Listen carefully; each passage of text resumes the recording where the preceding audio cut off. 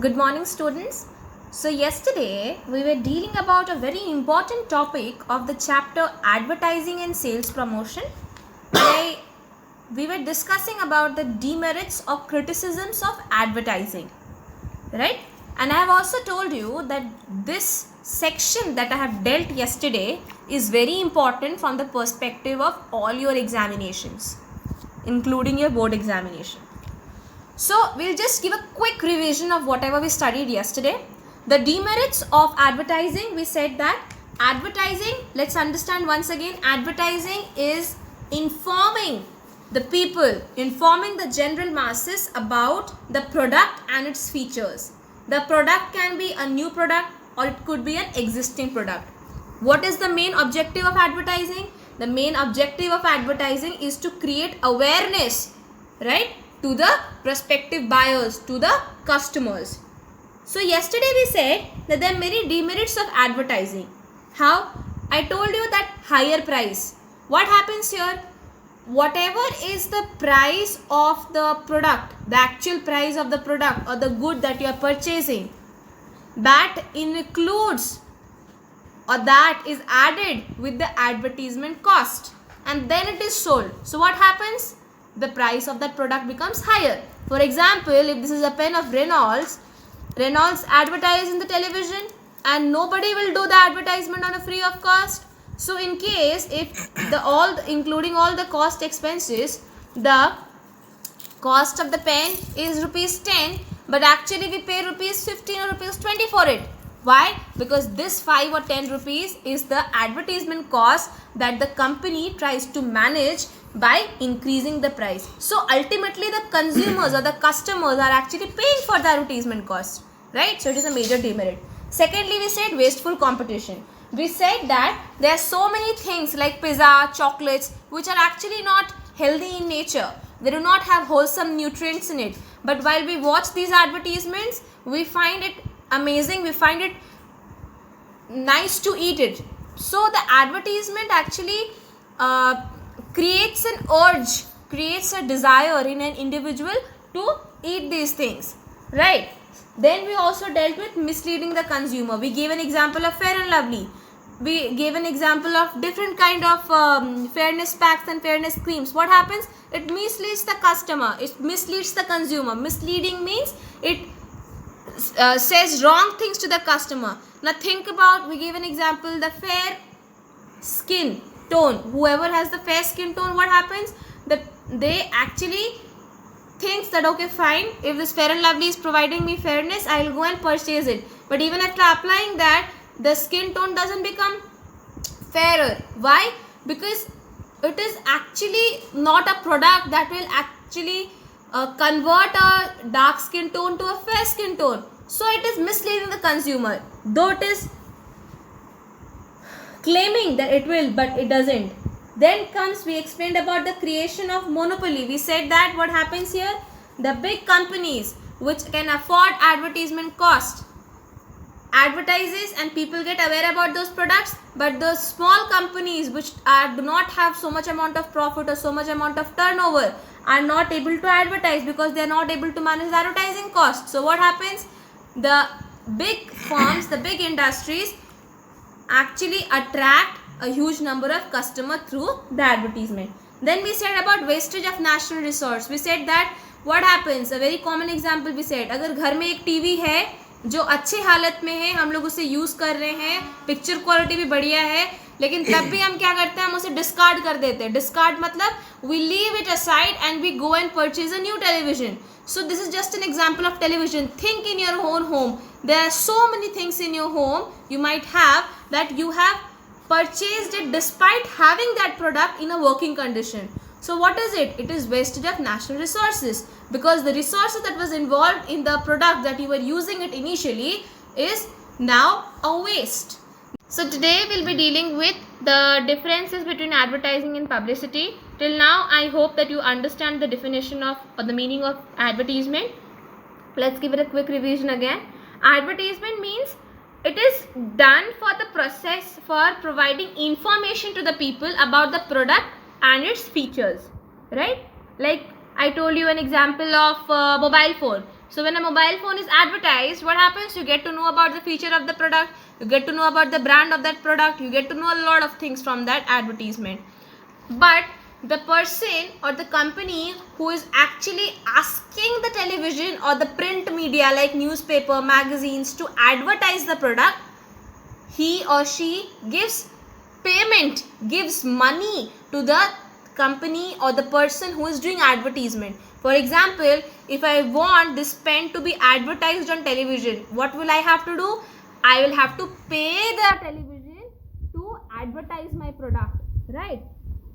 Now, publicity, what happens? Publicity is actually also generating information about a place or about a product and its features.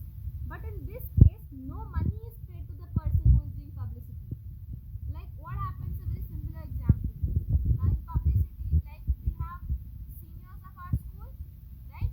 So, because they have started from the school, what happens when they meet some other person, they explain about the Don Bosco Academy that is situated in McCluskey Ganj.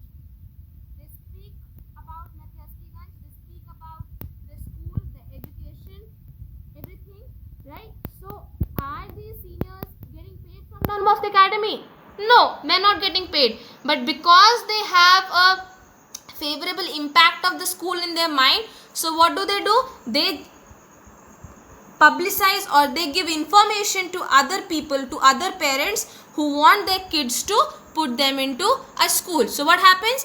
They actually tell them, but they are not getting paid for it, right? But in advertisement, if I want that more and more number of students should get or should take admission in Don Bosco Academy, and I want it to be advertised, so what will I do? I'll ask the newspaper person to come and I'll give them a written message, a written matter, right? And for that what I have to do? I have to pay money to the newspaper because I am asking them to write something, right? I am giving them a matter to write, so I have to pay.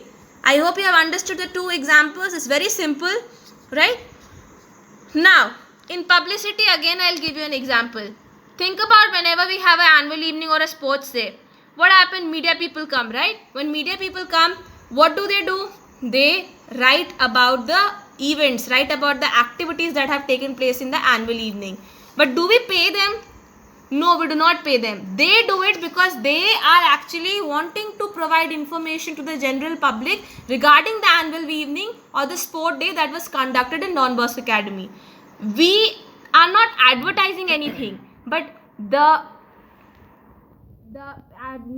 newspaper, the print media requires matter. So they are actually taking matter from the school, right?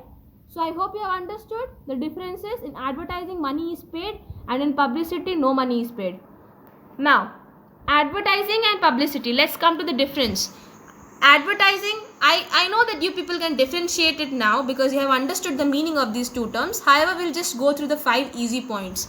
Advertising, it is done by an identified person. Identified person means you might have seen some advertisements on newspaper. What happens? After the advertisement, there is a small place where it is written that the person's name who has sponsored this advertisement. Sponsored means paid for that advertisement, right? For example, you might see a small advertisement of Tata company. So after that advertisement, think advertisement for job recruitment. What happens there?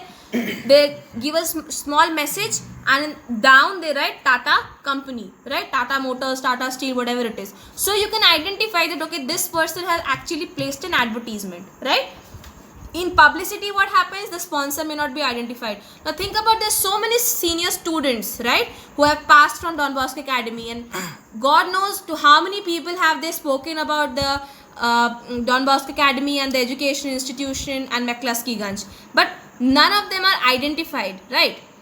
In advertising, what happens? It is paid by the sponsor. So the person who wants the product to be advertised, he pays to the media or to the television or to the newspaper, wherever he wants to get its matter advertised. In publicity, there is no payment done.